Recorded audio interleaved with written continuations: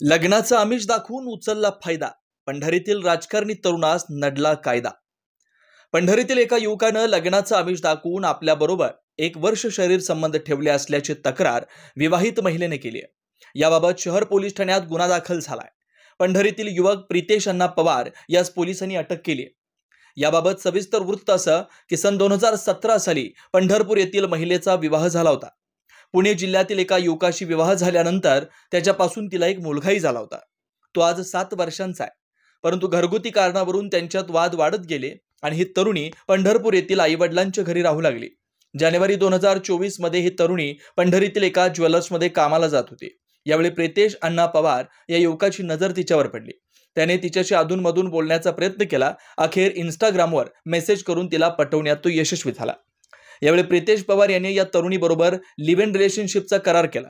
यानंतर पुणे, परिचारक नगर, गाताडे फ्लॅट, पंढरपूर अशा 3 ठिकाणी या तरुणीबरोबर सहवास ठेवला. या काळात अधूनमधून पैशाच्या कारणावरून दोघांमध्ये भांडणं होत होती. यावेळी तो तिला मारहाण करत होता. अखेर मार्च 2025 रोजी दोघांमध्ये पुन्हा पैशाच्या कारणावरून मोठं भांडण झालं. यावेळी तरुणीला लाथाबुक्क्यांनी मारहाण करण्यात आली.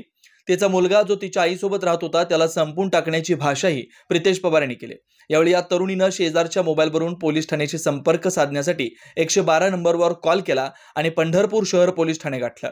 याचवेळी संबंधित तरुणावर 259/2025 अदखलपात्र गुन्हा दाखल करण्यात आला होता. यानंतर तरुणीनं आईवडिलांची विचारविनिमय करून पंढरपूर शहर पोलीस ठाणे गाठलं आणि घडला प्रकार पोलीस ठाण्यात कथन केला.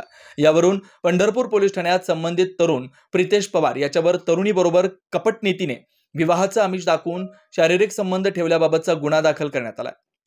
प्रितेश याला पंढरपूर पोलिसांनी अटक केली आहे. एका विवाहित महिलेस विवाहाचं आमिष दाखवून पंढरपूरमधील युवक प्रितेश पवार यांनी शारीरिक संबंध ठेवल्याबाबतचा गुन्हा पंढरपूर पोलीस ठाण्यात दाखल झालाय. प्रितेश पवार यास राजकीय पार्श्वभूमी असल्यानं पंढरपूर शहरात मोठी खळबळ उडाली आहे.